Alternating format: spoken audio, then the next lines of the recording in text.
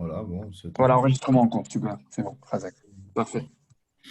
Allez, bonsoir tout le monde. On va. Rav, Rav, s'il Oui, vous plaît, juste, vous pouvez le faire, Lélo Nishmat, oui. euh, euh, Israq Cohen, Oui, ça c'est. Ouais, avec voilà, une roche. justement, je vais citer ça tout de suite au début.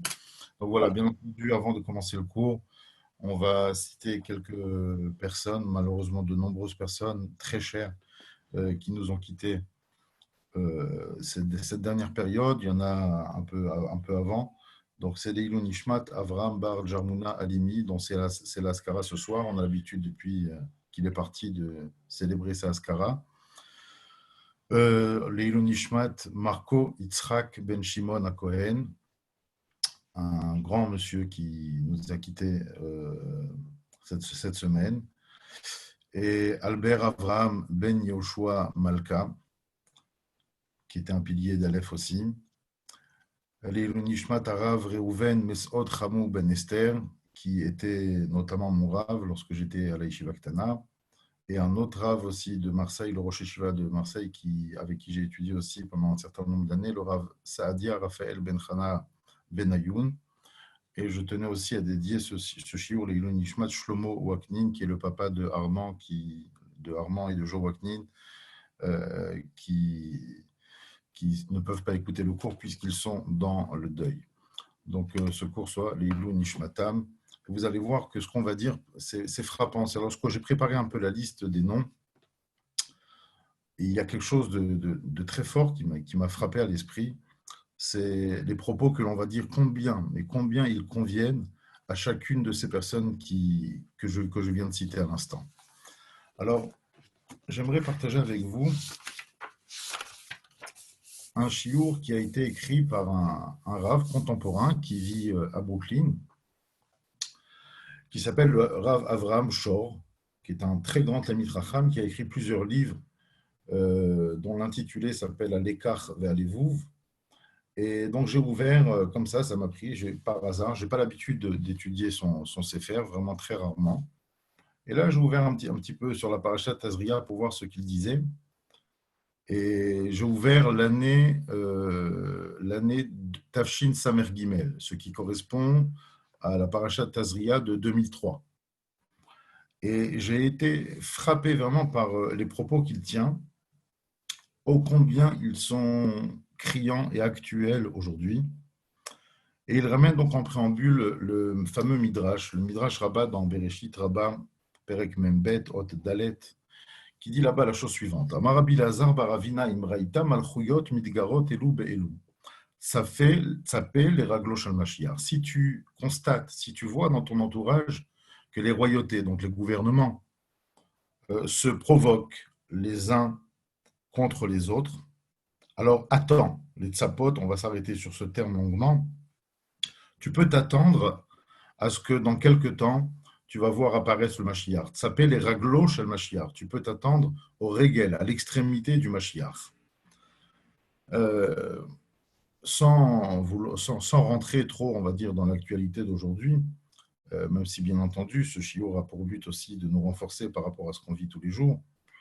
Mais bon, il est clair que voilà, notre président de la République, indéniablement, a annoncé lors du début du confinement, malgré que ce soit un virus, une épidémie, il a parlé à plusieurs reprises, je crois à 6 reprises, nous sommes en guerre, comme ça à plusieurs reprises. Et donc, bien entendu, que cela fait référence immédiatement à ce texte de Rabbi Lazare qui parle de provocation. Alors, c'est peut-être des provocations beaucoup plus sournoises, beaucoup moins manifestes que cela a pu l'être à travers l'histoire du monde. Mais c'est indéniablement, en tout cas, le cas aujourd'hui.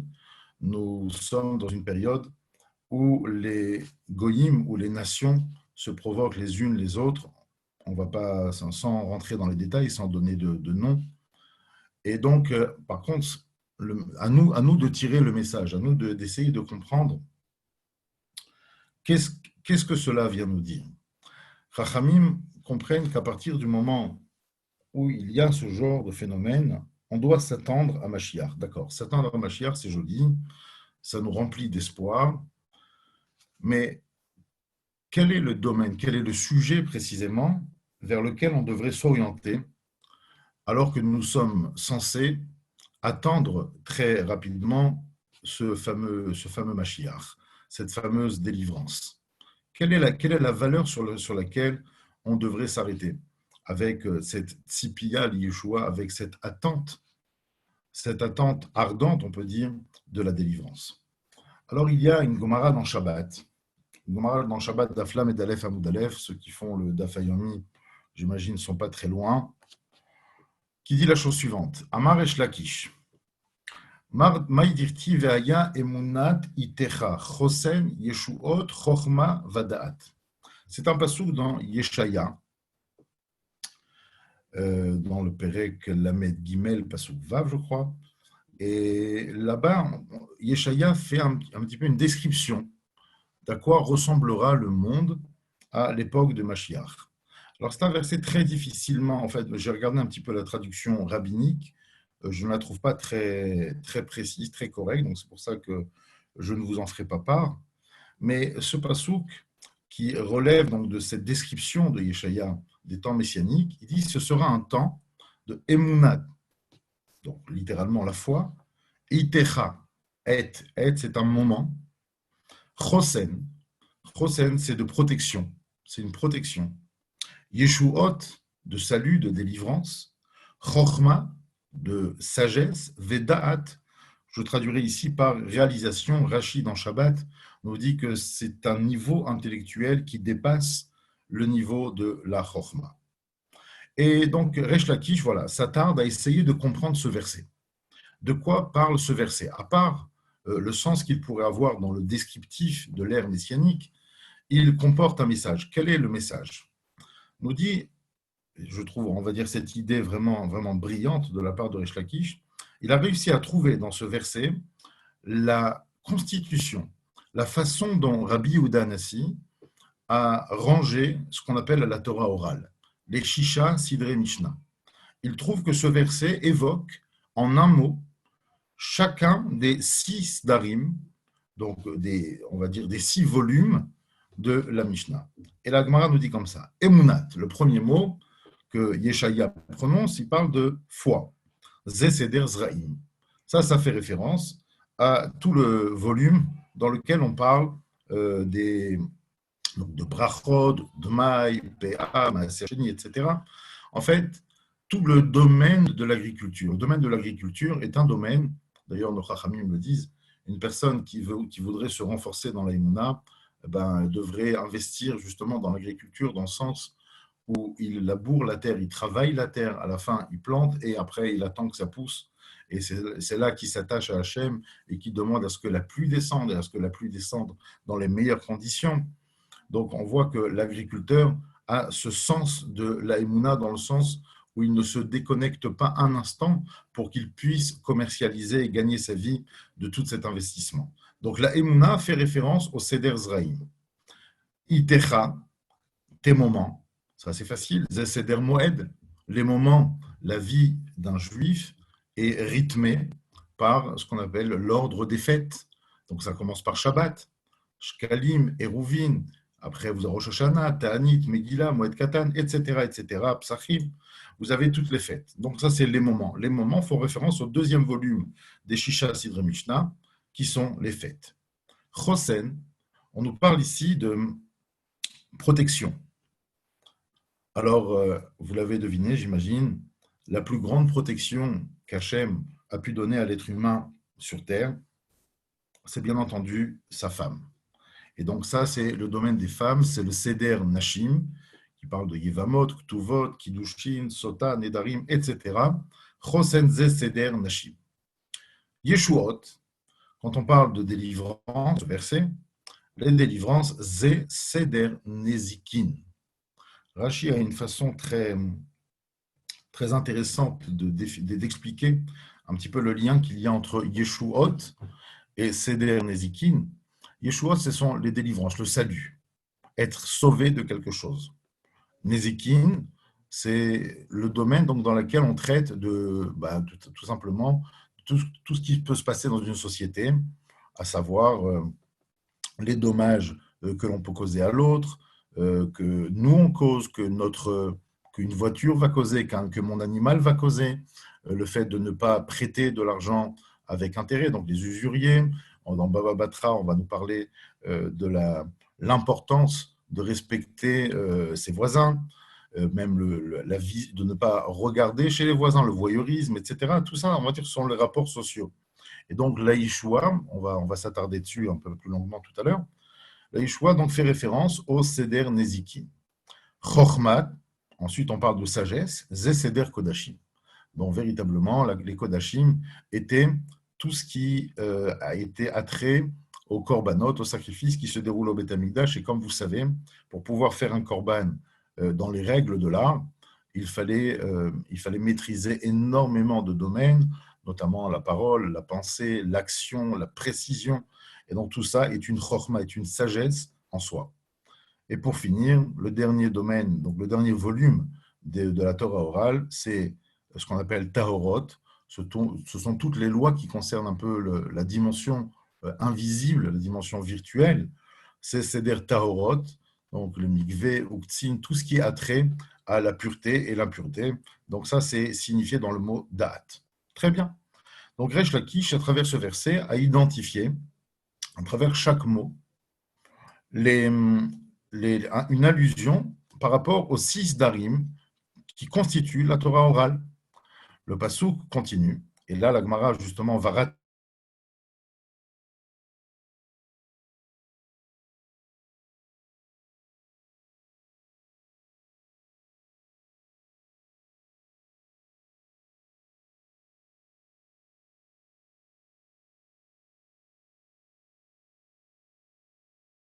qu'on peut développer, que l'on peut alimenter vis-à-vis de lui. Amar Ravin, Besha Hashem. Alors maintenant, bon, et la Gemara là-bas donne un machal, elle donne une image à ce qu'elle veut dire, mais vous allez tout de suite comprendre quel est le message de cette Hirat Hashem. Parce que pour essayer un petit peu de traduire cette Gemara on va dire dans un contexte, une idée plus actuelle, on peut étudier énormément, on peut connaître énormément de Masertot, les comprendre, s'y investir, mais est-ce que véritablement toute cette étude fait de nous des gens meilleurs? C'est pour ça qu'on dit que toutes ces études, tous ces domaines qui peuvent être étudiés doivent être accompagnés de ce qu'on appelle Hirat Hashem, de cette conscience de pourquoi je l'étudie, une sorte de capacité à réaliser le but de cette connaissance, qui est très technique, très complexe, qui nécessite énormément de savoir, d'investissement régulier, constant. Mais le but est Hirat Hashem. Il faut que ça soit accompagné par Hirat Hashem. Et là-bas, donc, l'image que la Gemara ramène, c'est comme si un patron disait à son employé de lui monter à l'étage de la grange une certaine quantité de la moisson, de la production céréalière. Et donc, il le fait, il s'exécute, il va voir son maître et lui dit ça y est, donc mission accomplie. J'ai mis ce que vous m'avez demandé à l'étage. Il lui a dit mais tu as mis le sel qui était nécessaire, ce sel qui servait à préserver la qualité de la production, des céréales. Et là, l'employé lui dit mais vous m'avez demandé que les céréales. Il dit mais à quoi ça sert? Je t'ai demandé de mettre ça là-bas. Si tu mets pas de sel, tout va s'abîmer. Ça sert à rien. Donc, j'aime pas trop ces raccourcis de dire qu'il y a des gens qui étudient mais qui ne s'améliorent pas, alors ça sert à rien. Mais c'est peut-être une vérité, on va dire, très cruelle. Mais je pense qu'on a tous une envie, un désir de s'améliorer. Alors, Amar Rava. La Gemara continue avec un enseignement de Rava. Besha shemachnisin adam ladin omrimlo. La Gemara va nous ramener ici une série de questions que l'on pose à l'homme lorsque ce dernier monte devant le Kisei HaKavod après 120 ans. Alors, première question qu'on pose à un homme lorsqu'il monte devant le Beit Din Shel Ma'ala. Nasata venatata be'emuna. As-tu pratiqué des échanges avec tes semblables de façon honnête, de façon fidèle? C'est l'honnêteté. Avant toute notion, c'est extraordinaire, avant toute notion religieuse, on parle d'abord de l'honnêteté. Est-ce que tu as été honnête dans tes échanges? Ensuite, Deuxième question, Kavata itim la Torah. Est-ce que malgré le travail qui te servait à pouvoir vivre et faire vivre honorablement ta famille, tu as su fixer des moments pour l'étude de la Torah, de façon régulière, bien entendu. Ça, c'est la deuxième question. Asakta bepiria verivia. Est-ce que tu t'es affairé, est-ce que tu t'es investi dans la mitzvah de prospérer, de se multiplier? Alors, ça, on ne va pas nous demander une attestation de la CAF, vous imaginez bien, la question qu'on nous demande ici, ce n'est pas le nombre d'enfants qui intéresse tellement le Beddin Shel Ma'ala, le Beddin d'en haut, mais c'est surtout, est-ce que tu t'es investi? Est-ce que tu t'es investi dans ton foyer? Est-ce que tu t'es investi dans l'éducation de tes enfants? Est-ce que tu as échangé avec eux? Est-ce que tu as manifesté l'importance qu'ils représentaient suffisamment pour qu'ils puissent pousser convenablement? C'est ça, la asok bepiria verivia. Parce que faire un enfant, ce n'est pas quelque chose qui demande énormément d'investissement, mais ce qui demande d'investissement, c'est surtout le service après-vente, je dirais. Ensuite, Tzipita Yoshua. Alors, on a la question de l'honnêteté, la Torah, Pira Verivia, la famille, et Tzipita Yoshua. Quatrième question, as-tu attendu la délivrance? Alors, les tzapot, ce n'est pas les kavot, c'est vrai, les kavot veut dire espérer. Les tzapot, c'est attendre. J'ai toujours donné cette image. Il y a des fois, des circonstances un peu personnelles qu'on vit et qui nous font comprendre certains termes de la Torah, notamment. Je me rappelle que lors de juste quelques heures avant l'accouchement de ma troisième fille, on était donc à Puteaux dans un appartement et ma femme a commencé à avoir des contractions et c'était un jeudi noir d'embouteillage, de la pluie et l'hôpital était assez loin. Et donc j'ai dû appeler le SAMU ou les pompiers, je ne me rappelle plus. Et donc je regarde, j'allais sur le balcon et j'essayais de me mettre en position pour regarder au plus loin possible est-ce qu'il y avait un gyrophare qui était en train de s'approcher. Toutes mes oreilles étaient concentrées au loin pour savoir est-ce qu'il y avait un bruit qui allait se faire entendre. Les tzapot Yeshua, c'est ça. C'est essayer d'entendre au loin l'élément qui va venir me soulager de la douleur, de la complexité dans laquelle je me trouve sur le moment. C'est ça, les tzapot Yeshua, c'est attendre la délivrance. Ensuite, pilpalta bechormat avanat. Excusez-moi. Cinquième question, c'est as-tu débattu, ça, on parle de débat, avec tes amis, de sagesse, de sujets intelligents. Vous savez, quand on rencontre quelqu'un qui s'instruit, qui lit, qui connaît, on prend énormément de plaisir à échanger de lui. Alors, ce n'est peut-être pas des sougiotes, ce n'est peut-être pas des enseignements purs et durs qui amènent à des halachot, de la pensée, de la shkafa, une sorte de philosophie sainte, bien entendu. C'est ça, pilpalta bechorma. Est-ce que tu as échangé sur la sagesse? Ivanta davar mitor davar. Est-ce que tu as essayé de faire des déductions d'une chose à partir d'une autre? Parce qu'il y a des gens qui se suffisent, dire « Ah, ça c'est marqué, voilà, moi je fais ce qui a marqué, ne me demande pas plus. » Tu as essayé de comprendre le concept qui se cachait dans la chose que tu viens de comprendre et donc les répercussions que cela peut avoir. Voilà les 6 questions que l'on pose à la personne qui monte pour rendre des comptes devant le Beddin Shel Ma'ala. Et donc, pourquoi on nous ramène ça par rapport au verset qu'on a cité au début? Ve'afilu achi dit la Gemara, yirat Hashem yotzaro in, ilolo. C'est-à-dire que la personne, on lui demande toutes ces questions. Alors, peut-être qu'on ne peut pas tous répondre de façon favorable et positive à toutes ces questions. Ou des fois, ça peut être favorable de façon partielle. Totale, c'est difficile. Mais les réponses positives que l'on pourra donner ne seront prises en compte que si cela se trouve dans un fond de Yirat Shamayim, de Yirat Hashem, de crainte du ciel. Que, comme je l'ai dit tout à l'heure, que le but était pour devenir meilleur. Yirat Hashem, craindre Dieu, voir Dieu. C'était une étude qui m'impliquait au plus profond de ma personne et qui a su m'amener à une évolution de moi-même au jour le jour. Et donc, si effectivement tout ça est fait dans un fond de Yirat Shamayim, alors les réponses sont validées et cela peut m'amener énormément de bien. Et si malheureusement ce n'est pas le cas, s'il n'y avait pas de Yirat Shamayim derrière, alors je ne sais pas combien tout ce que j'ai pu apprendre, tout ce que j'ai pu connaître, cela va servir. Alors, il y a une analyse d'un livre qui s'appelle le Bet Yaakov, qui est très intéressante, qui en fait le parallèle entre les Shisha Sidre Mishnah, que l'on vient de déduire de chaque mot du Passouk dans Yeshaya, et ces 6 questions. En fait, quand vous remarquerez, ces 6 questions sont exactement le parallèle des 6 Sdarim, des 6 volumes qui constituent la Torah orale. Venez, on essaye de réfléchir de nous-mêmes. Quand on parle Nasata venatata be'emuna, ça fait référence à l'agriculture, c'est Zraïm. La deuxième question, est-ce que tu as fixé des temps pour l'étude de la Torah? Ça, c'est toute la halachot des fêtes qu'on est censé connaître. C'est fixer des temps, c'est lié au temps, c'est Moed. Ensuite, quand on lui dit Asakta bepira verivia, ça c'est facile, c'est lié à Nashim, c'est lié aux femmes. Ensuite, quand on demande à l'homme Tzipita li Yeshua, ça c'est lié au Nezikin. Alors on va voir tout de suite, on va en parler plus longuement.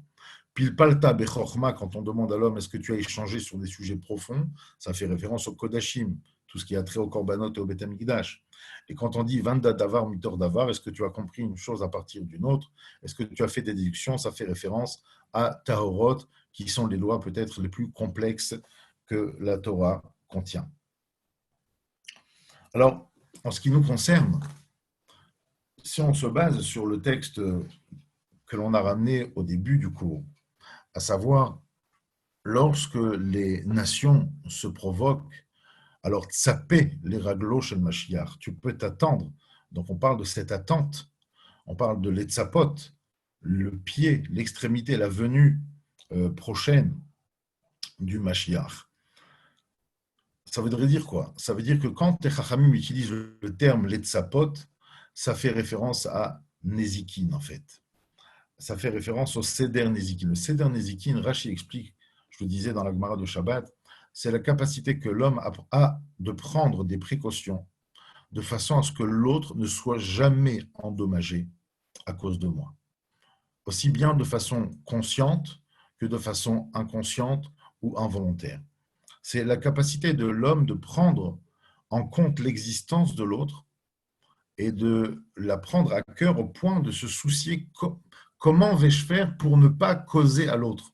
Je pense qu'on est en plein dedans aujourd'hui, lorsqu'on parle de confinement, de prendre le risque de faire des minyanim, etc. On est justement dans cette dimension de devoir faire attention, de ne pas causer un dommage, même si la personne à qui je vais le causer, comme on parle, c'est un enfant, l'enfant qui est porteur sain, etc., etc. Vous avez compris, je pense, l'idée. Donc l'idée, effectivement, les tzapot, les Yeshua, je pense que le domaine dans lequel on doit s'investir quand on nous demande d'attendre quelque chose, c'est le fait de guetter quelque chose, et c'est tout simplement le devoir que l'on a à ne pas causer de dommages à qui que ce soit. Alors c'est un peu plus que l'honnêteté. Je pense, en ayant entendu un petit peu tous les spédimes qui ont été faits sur notre ami Marco Cohen, il y a un mot qui est revenu très fréquemment, c'est cette notion de bienveillance. Voilà. Cette notion de bienveillance qu'on va développer, on va essayer même d'aller un peu plus loin. Mais en tout cas, je pense que les tzapot, les choix est lié au Seder Nizikin. Et le Seder Nizikin, ce n'est pas seulement d'être, comment dire en français, prudent. Il faut être prudent parce que la prudence est souvent basée sur ce qui pourrait m'arriver à moi. Mais là, on nous demande pas seulement d'être prudent, on nous demande d'être bienveillant. Fais en sorte que l'autre ne soit jamais, de quelque façon, touché à cause de toi. Et ça voudrait dire que maintenant, si nous faisons un effort, si nous arrivions à réaliser un pas vers cette mesure, vers cette valeur, vers cette dimension, eh ben, cela entraînerait ce qu'on appelle raglo chez le Mashiach, entraînerait la délivrance que l'on attend depuis si longtemps et qui nous est tellement chère à cette époque difficile. j'aimerais, pour illustrer mes propos, vous ramener une explication qui est basée sur un verset dans Mishpatim. Dans ces fameuses lois, justement, on parle des dommages qu'on pourrait causer aux autres. Où là-bas, la Torah dit comme ça, Ki tetse'esh ou matz'a kotsim, lorsque un feu sortira et elle a trouvé des ronces. Alors, Chachamim nous disent, dans la Gemara de Baba Kama Daf Samer, Amud Aleph, on nous dit là-bas Ki tetse'esh, on parle d'une circonstance où le feu part de lui-même. Alors, on ne va pas étudier Baba Kama maintenant, cela n'est pas le sujet, mais quand on définit, quand les Chachamim se mettent à définir le dommage du feu, à l'instar justement des autres dommages, ce n'est pas quelque chose que je fais activement. Un feu, c'est quelque chose que j'allume chez moi, dans ma totale légitimité, en total droit, et voilà, le vent souffle et le vent amène ce feu. Donc je n'ai pas été suffisamment prudent pour que le feu n'aille pas brûler les biens de l'autre. Et donc, nous dit la Gemara dans Baba Kama, cela fait référence au feu qui sort tout seul. Tetse me'atzma. Alors, la suite du passouk, c'est quoi? Shalem yeshalem hamavir et abeera. Celui qui a allumé le feu. D'accord? Il n'a pas pris un chalumeau et il a brûlé les biens de l'autre. Ça, c'est même pas Esh, on pourrait dire. Mais celui qui a allumé le feu, qui n'a pas été prudent, devra payer entièrement l'incendie. Tout ce que l'incendie a pu détruire. De quoi ce verset parle, entre autres, à part ce que cela peut nous concerner à nous en tant qu'individus dans la société. On dit la Gemara dans Baba Kama, cela fait référence à une promesse qu'Hachem fait au Bnei Israël. Hachem nous dit au Bnei Israël, c'est moi qui ai amené le feu pour détruire le Beth Amikdash, pour détruire ma maison. Alors, on ne va pas revenir sur les fautes qui ont causé effectivement la destruction totale du Beth Amikdash, mais dit Hachem, j'en prends l'entière responsabilité. C'est moi qui ai allumé ce feu. Et je vous assure que dans les temps à venir, puisque je suis l'initiateur de ce feu, c'est moi qui payera, c'est moi qui rétablira cette situation. Shalem yeshalem hamavir et abera. Celui qui a fait l'incendie payera et rétablira donc la situation, indemnisera la personne qui a été endommagée. En d'autres termes, d'après ce qu'on vient de dire, on peut comprendre la Gemara de la façon suivante. C'est comme si Hachem nous demandait, regardez, si vous mettez à faire attention à ne pas causer de dommages à l'autre, à être bienveillant vis-à-vis aussi bien du corps de l'autre, des biens de l'autre, alors moi je serai obligé de m'aligner, on dira comme ça en français, je serai obligé de m'aligner selon votre attitude.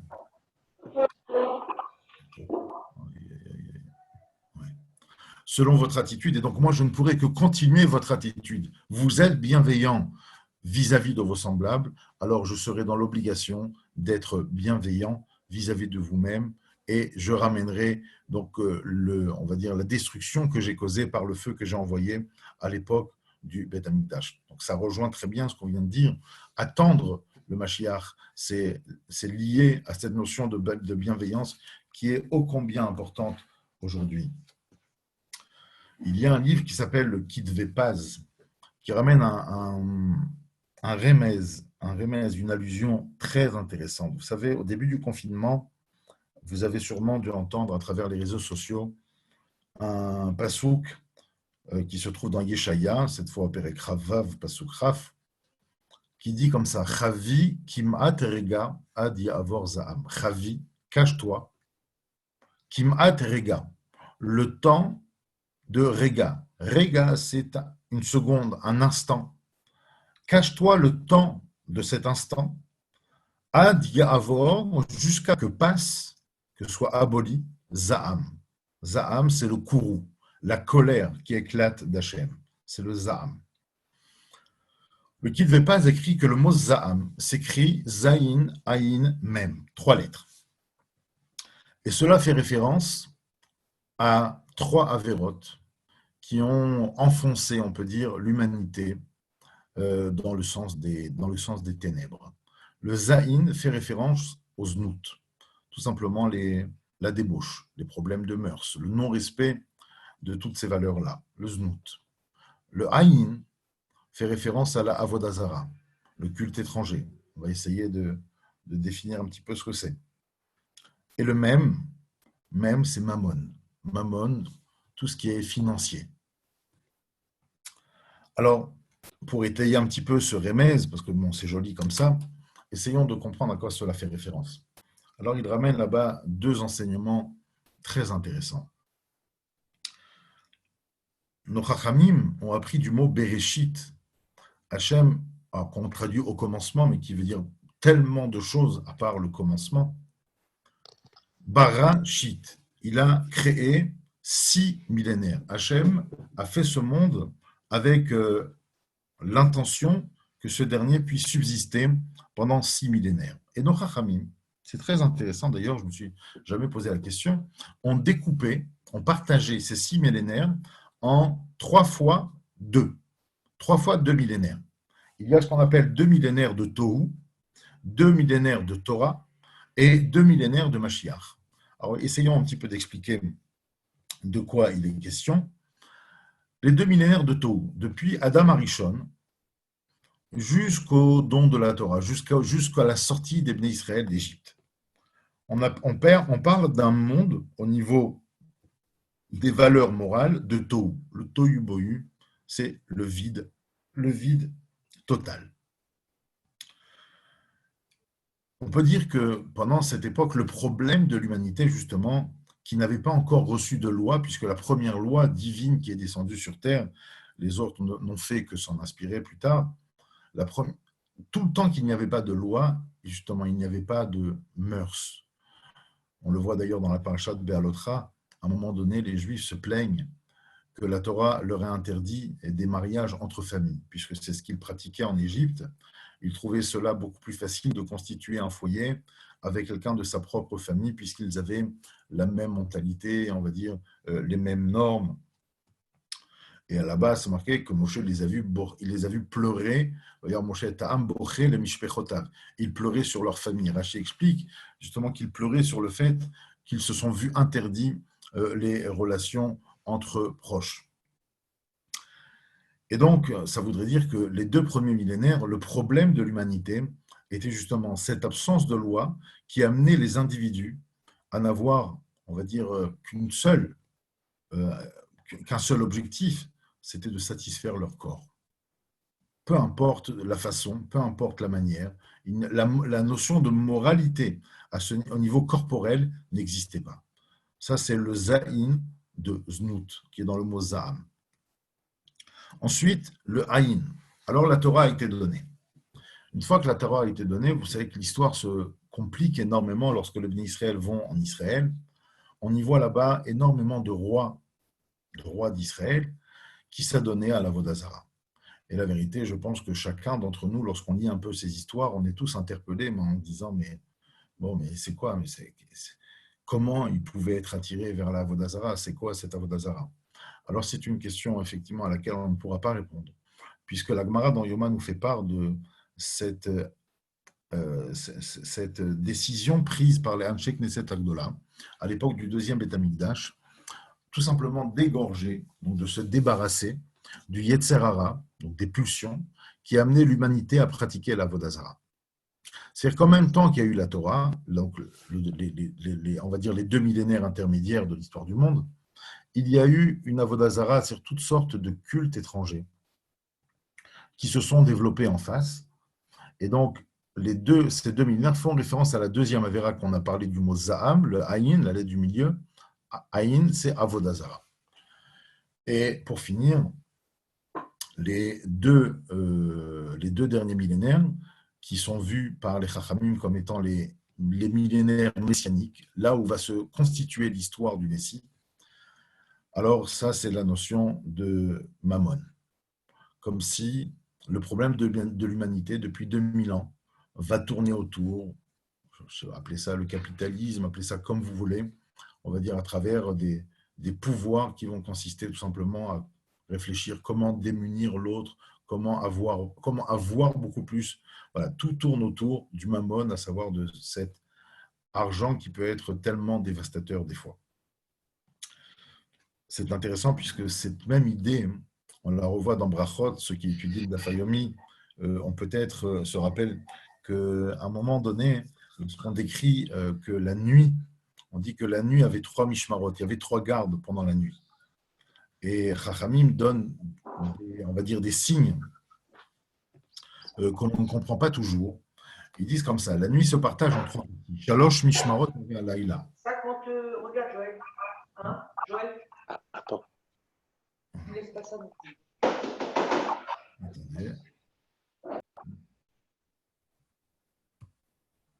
Alors, on dit que la nuit se partage en 3 parties.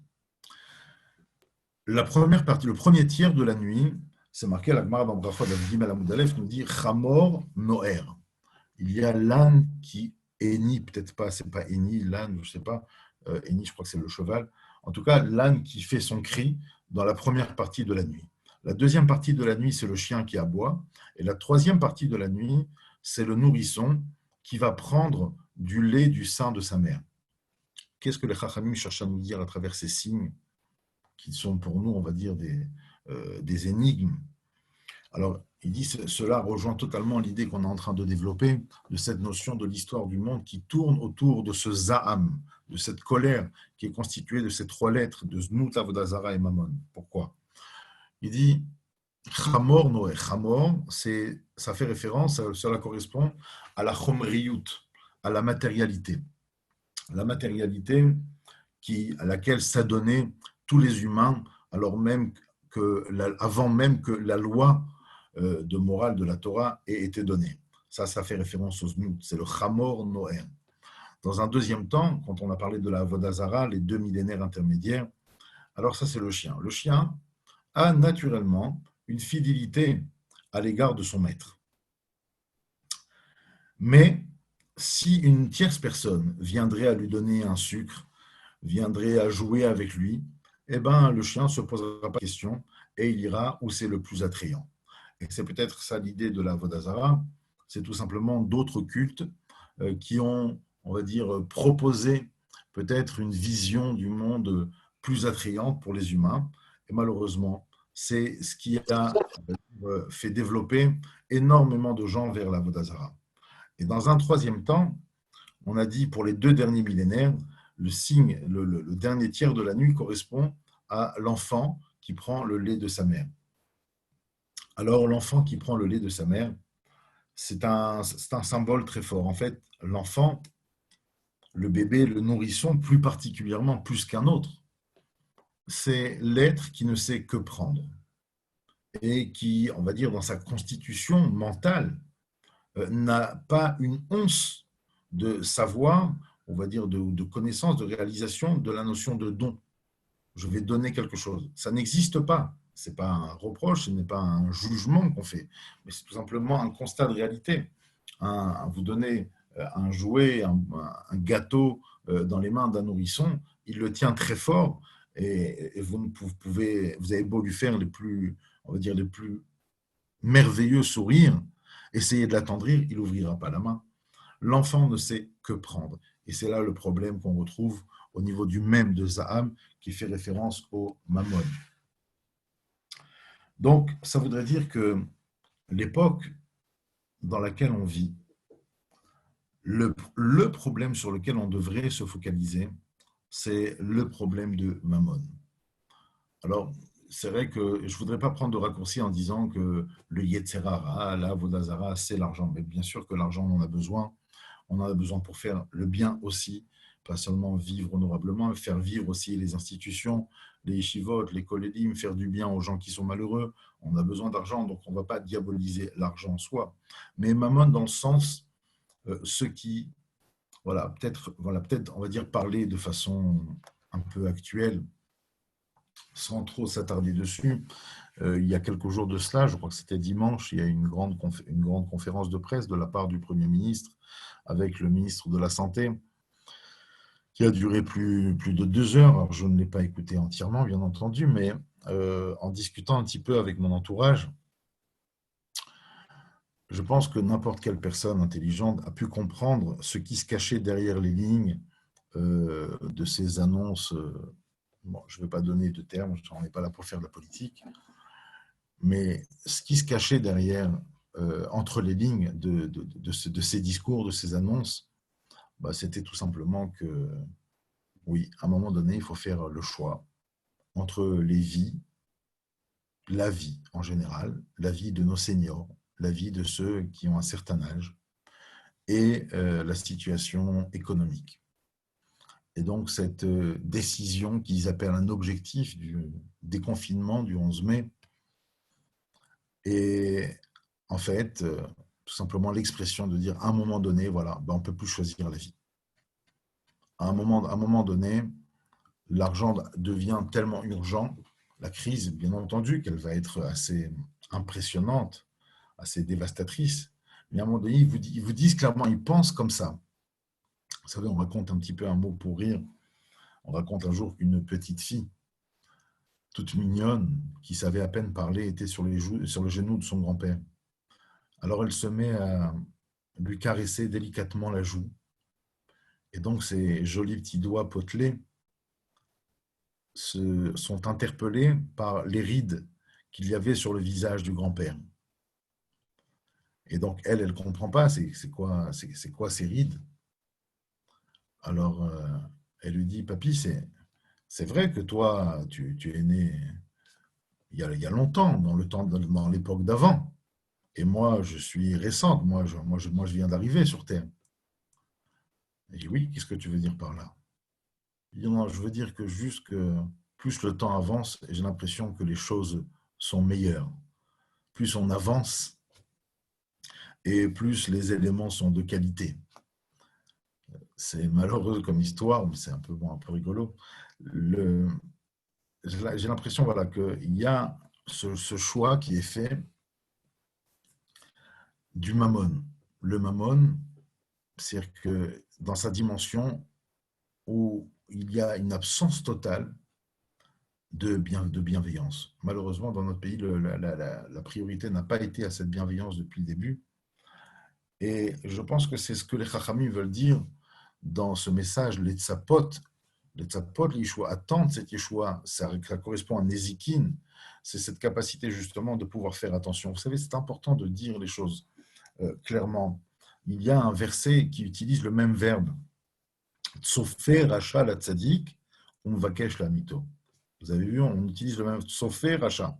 Le racha attend, il guette. Alors, dans les Sfarim Akdoshim, il y a plusieurs définitions à ce mot tsofé. Comme j'ai donné tout à l'heure un exemple, dans le Likutei Moharan, le tsofé, il dit que c'est la personne qui se trouve à l'entrée de la ville et qui voit au loin si des brigands arrivent. Donc, le fait de voir au loin, c'est ça la tzipia, c'est voir les choses au loin. Il y a une autre image que Rabbi Nachman de Breslev ramène. Il dit tsofé, c'est un peu comme les joueurs d'échecs.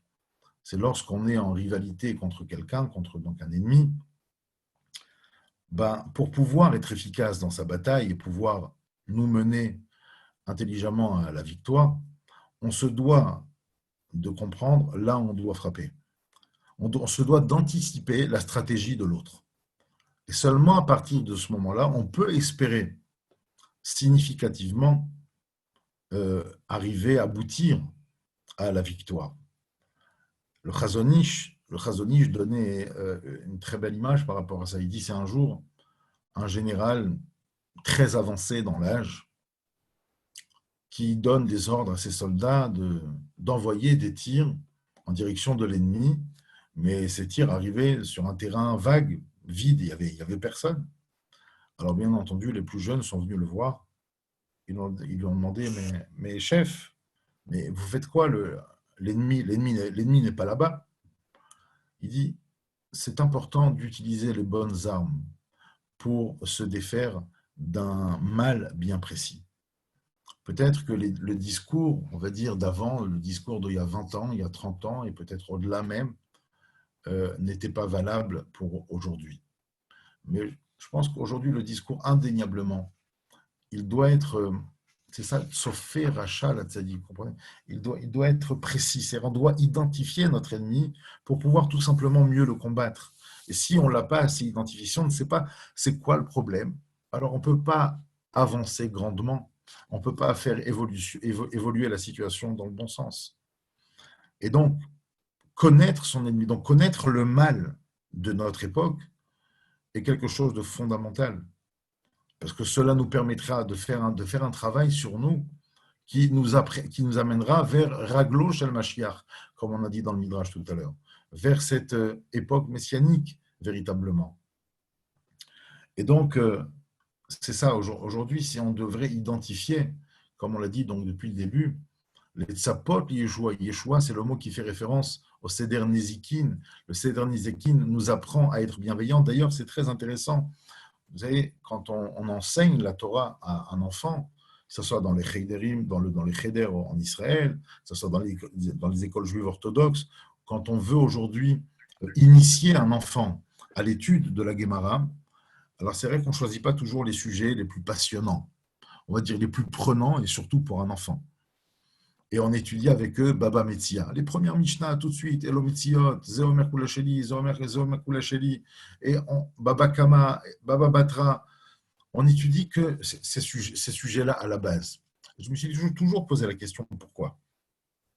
A priori, on aurait pu parler de notions de Shabbat, de Yom Tov, prendre des Gemarot où il y a des histoires, de Emouna, etc.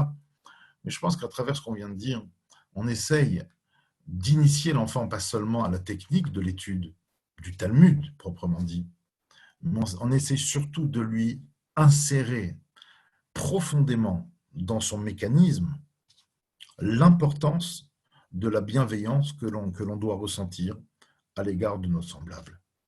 Cette histoire de Mammon, cette histoire de Yeshua. J'aimerais pour finir ramener juste une petite parole. Le shiur peut-être peut se prolonger encore longtemps, mais je ne vais pas abuser de votre patience. Vous savez, il y a un passouk dans la parasha Tazria qui dit Veine lo afach anega et eno. Vous savez que dans la parasha Tazria et Metzora, on parle de toutes sortes de plaies, de maladies, alors qui pouvaient s'abattre sur la personne, des fois sur ses habits, des fois sur les murs de sa maison. Tout dépend de la gravité du mal qui habitait cet individu. Et à un moment donné, la Torah nous dit, lorsque le Kohen va rendre ses différentes visites pour voir où est-ce que le mal en est,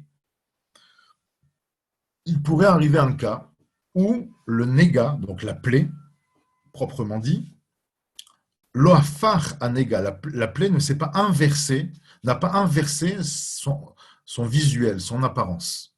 Comme pour dire, la plaie est restée telle que.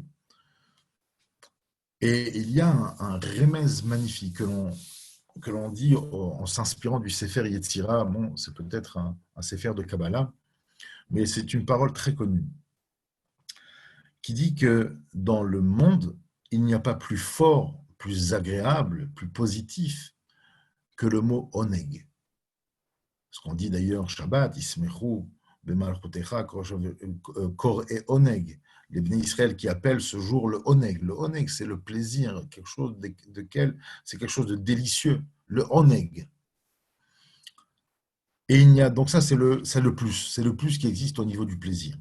Et il n'y a pas pire que le nega. Ce sont les mêmes lettres, vous remarquerez. Oneg, nega. Nega, c'est la plaie. Ce sont toutes les plaies qui sont citées dans la paracha de Tazria et de Metzora. Et en fait, on pourrait comprendre le passouk Veine lo afacha nega et eno. La plaie qui s'est abattue sur l'individu n'a pas changé son haïn. Ça veut dire que, vous remarquerez que le haïn du pire se trouve à la fin. Le haïn du mieux se trouve au début. Dans le pire, c'est nega, et dans le mieux, c'est oneg. Le haïn se trouve au début du mieux et se trouve à la fin du pire. Comme si tout tournait autour du haïn, de l'œil. De l'œil. Alors, dans l'œil, ça comprend énormément de domaines. D'accord, la facilité à critiquer, voir des mauvaises choses, voir les bonnes qualités et pas les défauts de l'autre, etc. Il y a plusieurs choses je ne veux pas en parler maintenant, je voudrais juste finir par ce chidouche que j'ai trouvé magnifique. Et le Sefer Yetzira nous dit qu'en fin de compte, dans le monde, tous les événements sont compris dans des formules. Aujourd'hui, je pense qu'à travers l'informatique, on comprend très bien ça. D'accord? Pour créer un programme, je suis complètement novice, je ne connais rien du tout. Mais bien entendu qu'il y a donc des formules à écrire pour pouvoir mettre en place une application, un programme informatique. Ils disent, tout est une histoire de formules. Tous les événements de la vie, positifs ou négatifs, sont une histoire de formules. D'accord? On l'a vu au niveau du mot nega, oneg, le mot tsaraat. Dans Metzora, on parle aussi de tsaraat. Le mot tsaraat, vous le mettez dans le bon ordre, dans un ordre positif, pourra vous donner le mot atzeret. Atzeret, comme Shmini Atzeret, comme la fête de Shavuot, qui est appelée dans la Torah Atzeret. Atzeret, c'est une festivité, c'est un moment extraordinaire. Et donc, c'est intéressant. En fait, tout est une histoire de formules. Où est-ce que tu mets les lettres? Dans quel ordre tu mets les lettres? C'est marqué, il y a un pasouk dans Tehilim que vous connaissez tous dans un mizmor très très important, le Lamed Gimel, Ranenu Tzadikim B'Hashem. Là-bas, c'est marqué Inne Ein Ain Hashem El Yireav. Le Ain d'Hashem, il est donné à ceux qui le craignent, à ceux qui le craignent. Lam Yachalim Lechazdo, ceux qui attendent sa bonté. Pourquoi? Le'atzil mimavet nafsham, pour les sauver, pour sauver leur âme de la mort, ou le chayotam bara'av, et de les faire vivre dans la famine. Regardez comment c'est magnifique. Le Magui de Kuznitz expliquait ce passouk de la façon suivante. Il dit, quand on prend le ayin et on le met dans le mot mavet, on obtient le mot maot. Maot qui veut dire l'argent. Vous connaissez tous cette phrase de la Gemara qui dit tzedaka tatsil mi mavet. En fait, qu'est-ce qu'on dit? Dans le mot mavet qui signifie la mort, David Amelech nous dit dans ce Tehilim, Ine ein Hashem el yireav. Hashem a donné un secret à ceux qui le craignent en leur disant utilisez le haïn si vous voulez être sauvé d'un malheur pour l'insérer dans le mot mavet et vous trouverez le mot maot. C'est comme ça que l'Admour de Koujni explique de façon magnifique la Gemara dans Ta'ani d'Afret. On raconte qu'à l'époque, il y avait là-bas, à l'époque de Rabbi Shmuel bar Nachmani, il y avait une famine et il y avait une épidémie. Ils avaient deux. Généralement, ça va avec la crise économique et l'épidémie. Mais il y avait les deux. Il y avait la famine, Baruch Hashem, nous on est encore dans l'abondance, même si les prix sont plus importants, mais il y a tout ce qu'il faut, Baruch Hashem. Et il y avait donc la famine, il n'y avait rien à manger, et en plus, il y avait énormément de morts, une épidémie. Alors, les chachamim, les rabbins de cette région, se sont posé la question, mais qu'est-ce qu'il faut faire? Est-ce qu'on peut maintenant rassembler les gens et leur demander donc, de prier pour qu'Hachem intervienne au niveau de nos deux problèmes, aussi bien sur la famine que sur l'épidémie? Chachamim ont dit non, on ne peut pas. On ne peut pas, parce que ta fasta merubalo ta fasta. Si tu veux être efficace, tu dois te concentrer sur un sujet. Ah, mais dis bon, si c'est un sujet, alors il vaut mieux se concentrer sur l'épidémie, parce que l'épidémie, ça fait des morts. Alors, Chachamim m'ont dit, on va demander à la communauté de prier pour l'épidémie. Et bon, la famine, on la supportera, on mangera beaucoup moins, et on espère que ça passera. Rabbi Shmuel bar Nachmani est intervenu et leur a dit, messieurs, c'est pas comme ça qu'il faut faire. Il faut prier, il faut intervenir sur la famine. Il faut demander l'abondance à Hachem. On dit, mais pourquoi? Les gens ils disent, non, si vous demandez l'abondance à Hachem, comme c'est marqué,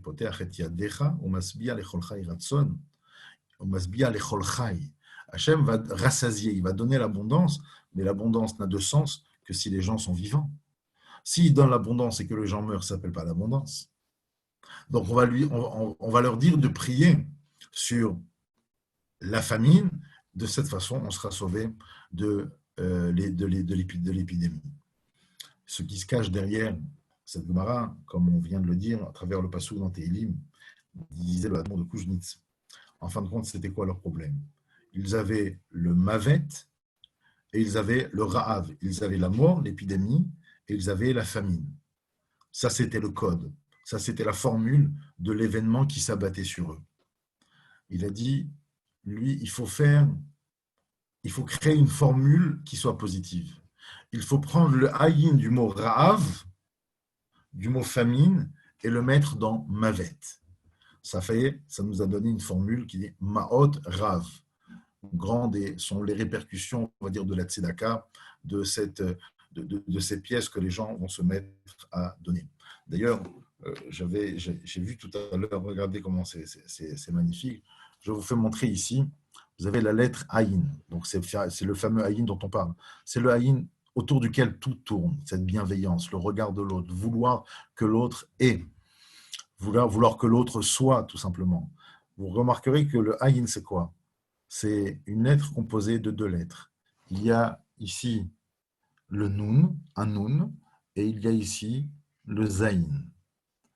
Nun, Zaïn, ça fait Zan. Dans le Aïn, on a la capacité de recevoir tout le shefa, toute l'abondance, aussi bien pour nous que pour l'autre, et voir l'humanité tout entière. Donc dans cette période d'épidémie, je pense que la valeur sur laquelle on doit travailler, on a parlé de cette bienveillance que l'on doit avoir, de ne pas créer de dommages. Et dans les dommages, on peut parler aussi de peine, de frustration à l'autre, de manque de considération. Et au-delà de ça, on ne doit pas se suffire juste de ne pas vouloir du mal à l'autre, mais on doit aussi être capable de développer en nous cette capacité qui nous amènerait à prendre du plaisir de donner à l'autre. Le simple plaisir de donner à l'autre. Vous savez, quand vous avez un bon vin à table et que tout d'un coup, vous avez envie de sortir encore une meilleure bouteille que la première, alors à part le Boré Peragefen que vous avez fait sur le premier, vous faites la bracha de Atov et Amétiv. Le Shulchan Aruch nous dit qu'on ne fera pas la bracha de Atov et Amétiv. Même si le deuxième vin que vous sortez est incontestablement un meilleur que le premier, à une seule condition. Pour faire Atov et Amétiv sur le deuxième, il faudra le partager avec une personne en face. Et d'ailleurs, pour les connaisseurs, pour les amateurs, il n'y a pas tellement de plaisir à boire du vin seul. C'est toujours un plaisir que de le partager, que de l'estimer ensemble, que de vivre cette matière extraordinaire ensemble. C'est seulement lorsque l'autre est qu'on fait la bracha de Atov ve'amétiv. Lorsque j'exerce ma ayin tova, mon œil bénéfique, mon œil bienveillant sur l'autre, alors effectivement je peux prétendre à espérer toute l'abondance, toute la Yeshua, toute la délivrance et toute la liberté qu'Akadosh Baruch Hu nous a promis de nous amener très rapidement. Voilà, je voulais finir, on a commencé avec les Ilou Nishmat. Je voudrais finir justement sur ça. Toutes les personnes que j'ai citées au début, que ce soit Avraham Bar Jarmuna, un monsieur qui était dans la communauté que je dirigeais auparavant, qui était un homme d'une bienveillance extraordinaire. Alors ne parlons pas de Marco Yitzhak Ben Shimon à Cohen, qui était peut-être l'étendard absolu, en tout cas dans Aleph, et on a vu à travers les Spédim que même à travers Paris, là où il allait, là où il se trouvait, il donnait envie aux gens d'être bienveillants tellement il l'était. Mon ami, l'ami cher à mon cœur qui était Albert Avraham Ben Yoshua Malka, monsieur Malka, avec qui j'ai étudié pendant un certain nombre d'années, combien il était bienveillant vis-à-vis de tout le monde, on a dit vis-à-vis des rabbanim notamment. Le Rav Ramou Ayin Tova, j'ai cette image que je n'arrive pas à oublier dans mon cerveau, de ce Rav qui parle avec une ferveur, les yeux fermés, toujours les yeux fermés. Et il avait cette Ayin Tova, cette disponibilité malgré l'emploi du temps chargé, l'étude profonde qu'il s'imposait tous les jours. Il était toujours disponible, toujours souriant et toujours ses yeux fermés. Otsem Einav Mereot Bera. Et le Rav Saadia qui était aussi quelqu'un avec un cœur extraordinaire qui avait pris à sa charge de subvenir aux besoins à travers les appels donc de la Yeshiva Ktana de Marseille. Et Shlomo Waknin, je n'ai pas connu M. Salomon Waknin, mais qui était donc le père de notre bien-aimé, de nos bien-aimés, les frères Waknin, de Jo et de Armand, qui sont, comme vous le savez tous, des gens avec un œil d'une bienveillance extraordinaire. Alors voilà, par le mérite de tous ces gens pour lesquels on a étudié les Ilou Nishmatam, que l'on puisse nous aussi se rapprocher de plus en plus et atteindre le paroxysme du Ayin Tova dans tous les domaines que cela exige. et que par le mérite de ce Ayin Tova, on dit Vetechezena enenu beshuvcha letzion berachamim. Alors nos yeux seront à même et capables de revoir très rapidement la reconstitution et la reconstruction du troisième Beth Amikdash bimera ve'emenu. Amen. Merci. Amen. Merci. Chazak, bon. Chazak ou Baruch. Chazak. À bientôt. À bientôt, à bientôt. Razak. Merci. Azakubao, merci. Plaisir. Merci beaucoup. Chazak. À bientôt. À bientôt, à bientôt.